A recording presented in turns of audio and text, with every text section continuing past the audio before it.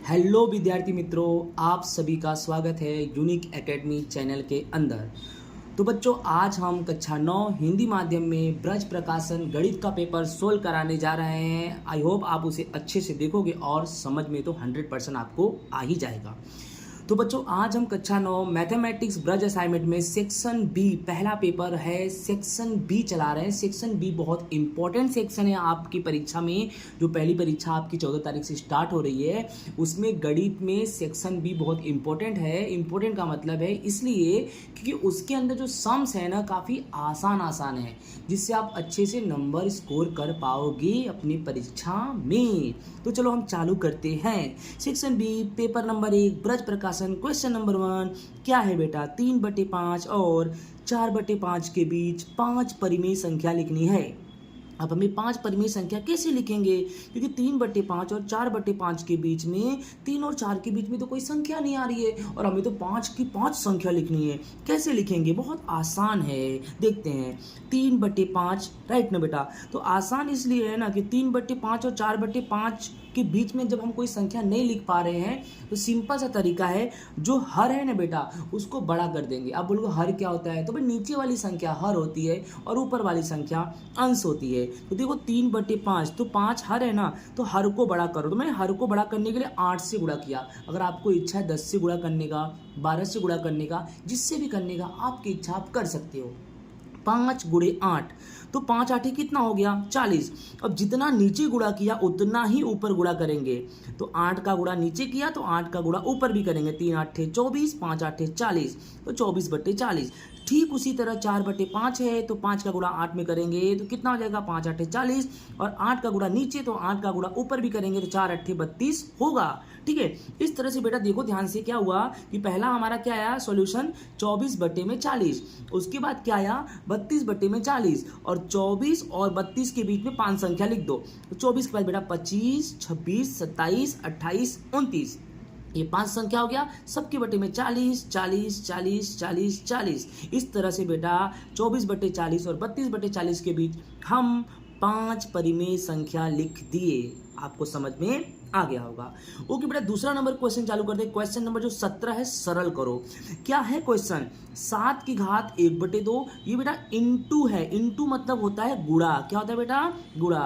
तो 7 की घात 1/2, 8 की घात 1/2। बेटा 7 की भी घात 1/2 है, 8 की घात भी 1/2 है। मतलब इन दोनों संख्याओं का जो घात है ना, वो समान है। क्या है बेटा? समान। तो क्या करने का? 7 और 8 का गुणा कर देने का और एक बार 1/2 रख देने का घात। क्यों? क्योंकि दोनों का घात समान है, तो हम दोनों संख्या के साथ इस घात को प्रदर्शित कर सकते हैं। और 7 8 बेटा हो गया 56 और 1/2, यानी आपका आंसर आया 56 की घात 1/2। क्या आंसर आया बेटा? 7 गुणे 8, तो 7 8 56 और 1/2। बेटा 56 की घात 1/2 तुम्हारा इस तरह से आंसर आ गया। ओके, अब क्वेश्चन नंबर 18 है कि बहुपदों की घात ज्ञात करो।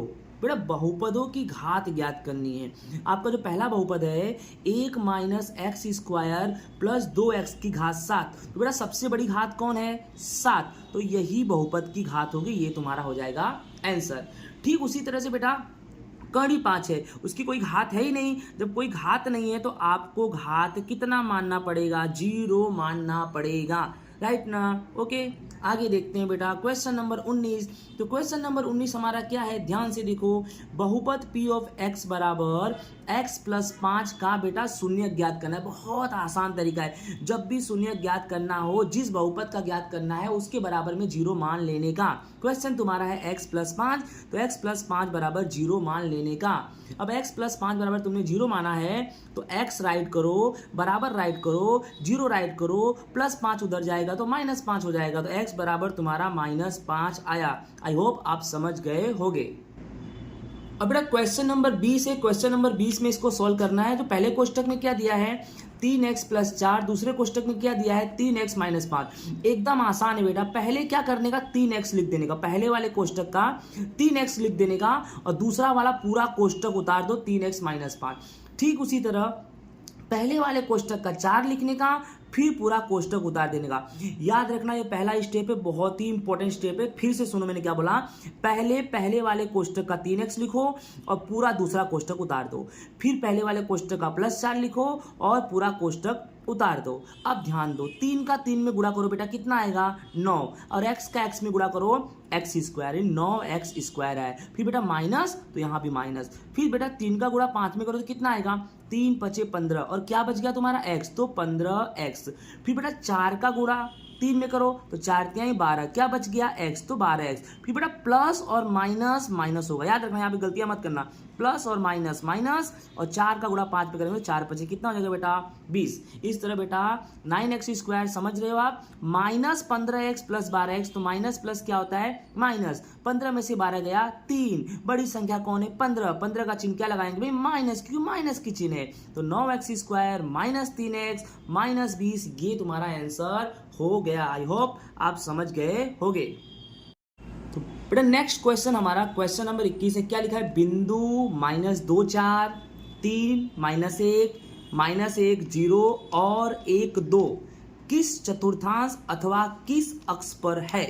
ठीक है, एकदम आसान क्वेश्चन है। सबसे पहले तो हमें क्या करना है कि लाइन खींच लो, ये देखो एक लाइन है, फिर ये देखो ये एक लाइन है, ये कौन सा अक्ष होता है बेटा एक्स अक्ष, तो इसके सामने क्या होगा x', ये कौन सा अक्ष होगा y अक्ष, तो इसके सामने क्या होगा y', यानी याद रखना ये अक्ष है, ये y अक्ष है, तो इसके सामने कौन सा अक्ष होगा x' होगा।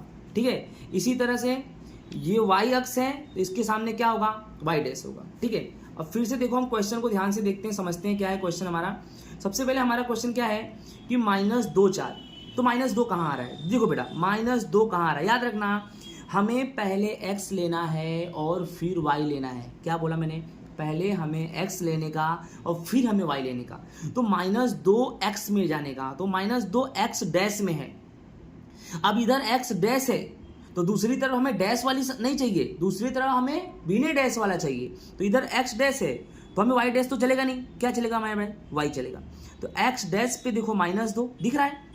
अब y पे तुम्हें क्या चाहिए, तो -2 के बाद क्या है 4, तो y पे तुम्हें 4 चाहिए, देखो ये रहा 4, ये रहा -2, यानी कौन से चतुर्थांश कौन से चरण में है भैया, तो ये बेटा दूसरे चरण में है। याद रखना पहला चरण ये होता है, दूसरा चरण ये होता है, तीसरा चरण ये होता है, चौथा चरण ये होता है, यानी याद रखना -2 और 4 कौन से चरण में है, तो दूसरे चरण में है, तो -2 4 का आंसर क्या होगा दूसरा चरण। ठीक है, ठीक उसी तरह से 3 और -1, तो बेटा पहले 3 ढूंढो, 3 कहाँ ढूंढोगे बताओ, x पे ढूंढोगे ना, तो x पे 3 ढूंढो, ये रहा। अब 3 के बाद -1 ढूंढना है, बेटा x है तो अब क्या ढूंढने का उल्टा y, बट कौन सा डैश वाला, तो ये रहा y', तो ये रहा -1, देखो ये रहा -1 और ये रहा इसका 3, यानी 3 -1, तो 3 और -1, तो कौन से चरण में आया, कौन से चतुर्थांश में आया बेटा, तो पहला दूसरा तीसरा, ये कौन सा है चौथा, तो आंसर हो गया। समझ तो गए होगे आप। अब बेटा -1 और 0, -1 और 0, बेटा -1 ढूंढो, -1 कहाँ मिलेगा आपको, तो ये रहा -1 तुम्हारा मिला ना -1, और बेटा क्या नंबर है -1 के साथ साथ क्या है 0 है, तो बेटा -1 और 0 दोनों एक ही लाइन पे है, और वो कौन सा अक्ष है x अक्ष, कौन सा अक्ष है x अक्ष, यानी कहने का मतलब है -1 और 0 का आंसर क्या आएगा x अक्ष। बोलो आएगा कि नहीं आएगा। ओके, लास्ट नंबर जो क्वेश्चन हमारा है यहाँ पर अंदर 1 और 2, क्या है बेटा 1 और 2, तो बेटा 1 और 2 जो है, तो बेटा जो तुम्हारा 1 और 2 है, तो देख लो 1 और 2 भी इसी x अक्ष पर ही है। बोलो आपको समझ में आ गया होगा। अब आगे चलते हैं बेटा, आगे हमारा क्वेश्चन क्या है कि बेटा a का मान ज्ञात करना है, किसका मान ज्ञात करना है a का मान, और x बराबर 1 है, y बराबर 1 है, और क्वेश्चन तुम्हारा है x माइनस वाई बराबर a, क्या है बेटा x माइनस वाई बराबर a, बेटा x के जगह पे 1 रख दो, माइनस y की जगह पे 1 रख दो बराबर a, और 1 में से 1 गया बेटा 0, तो a बराबर कितना हो गया बेटा 0। समझ में आ गया होगा ना। अब अपना नेक्स्ट क्वेश्चन क्या है कि 3x, क्या है क्वेश्चन बेटा हमारा कि 3x प्लस ए वाई बराबर 6, याद रखना क्या है 3x प्लस ए वाई बराबर 6 है। ओके, तो आपको पता है x की जगह पे कितना रखना है 1, y की जगह पे कितना रखना है 1, तो 3x की जगह पे 1 रख दो, प्लस ए वाई की जगह पे 1 रख दो और बराबर 6। तो 3 का गुणा बेटा 1 में करेंगे, 3 है ना, 3 का गुणा 1 में करेंगे तो कितना आएगा 3, प्लस ए का गुणा 1 में करेंगे तो कितना आएगा ए, तो 3 प्लस ए बराबर 6। अब क्या करेंगे बेटा, ए को लिखो, लिख दिया, 6 है प्लस 3 उधर गया बेटा -3, तो बेटा 6 में से 3 गया तो क्या आएगा, 6 में से 3 गया तो 3 आएगा, तो ये बराबर कितना गया बेटा 3। ओके, समझ में तो आ गया होगा आपको। अब बेटा जो क्वेश्चन नंबर जो 23 है ना, क्वेश्चन नंबर 23 में कैसा करना है, जो 2 क्वेश्चन है, पहला और दूसरा। 23 में क्या करना है कि 2 रेखा खींचनी है, एक रेखा है XY और दूसरी रेखा है AB। अब इसमें कैसा है कि यहाँ जो रेखा AB है वो XY को और रेखा XY जो है ना वो AB को एक दूसरे पर प्रतिच्छेदित करती है। देख लो, X ये AB है, ये XY है, तो AB XY को प्रतिच्छेदित करती है, या तो हम ये भी बोल सकते हैं XY को AB करता है। ये समझ में आ रहा है? ओके। और दूसरा नंबर जो है, दूसरा नंबर है ये समांतर रेखाएं। बेटा कौन सी रेखा है? समांतर। इसमें क्या लिख सकती हो, यहां रेखा AB और रेखा XY एक दूसरे को प्रतिच्छेदित नहीं करती हैं, क्योंकि बेटा समांतर रेखाएं कभी एक दूसरे को प्रतिच्छेदित नहीं करती हैं। समांतर रेखाएं हमेशा आमने सामने होती हैं, कभी भी एक दूसरे को प्रतिच्छेदित नहीं करती हैं। यानी इसको ऐसे लिख सकते हो, AB समांतर XY। बोलो, आपको मालूम पड़ गया होगा। इसमें क्या है कि AB और XY 2 रेखा है, दोनों एक दूसरे को प्रतिच्छेदित कर रही हैं, एक ही बिंदु पर कर रही हैं। और दूसरे इसमें क्या है कि AB और XY 2 समांतर रेखाएं हैं, और समांतर रेखाएं कभी भी एक दूसरे को प्रतिच्छेदित नहीं करती हैं। अब हमारा जो लास्ट क्वेश्चन है बेटा, यहाँ पर पेपर नंबर 1 हमारा पूरा होने वाला है, सेक्शन बी। लास्ट में है रिजु कोण। रिजु कोण किसे बोलते हैं? तो जिस कोण का माप 180 होता है उसे रिजु कोण कहते हैं। क्या बोला बेटा? जिस कोण का माप 180 होता है। इसका डायग्राम भी बना दिया, देख रहे हो ना, ये देखो एकदम सीधे है, सीधे सीधे दिख रहा है ना, इस तरह रिजु कोण का डायग्राम है। बोलो, रिजु कोण किसे बोलते हैं? एग्जाम में अगर पूछे तो जिस कोण का माप 180 होता है उसे रिजु कोण कहते हैं। और दूसरा नंबर क्वेश्चन क्या है बेटा हमारा? प्रतिवर्ती कोण। कौन सा कोण बेटा? प्रतिवर्ती कोण। तो वह कोण जो 180 डिग्री से ज्यादा और 360 डिग्री से कम होता है उसे प्रतिवर्ती कोण कहते हैं। तो बोलो, समझ में आ गया होगा। प्रतिवर्ती कोण अर्थात क्या?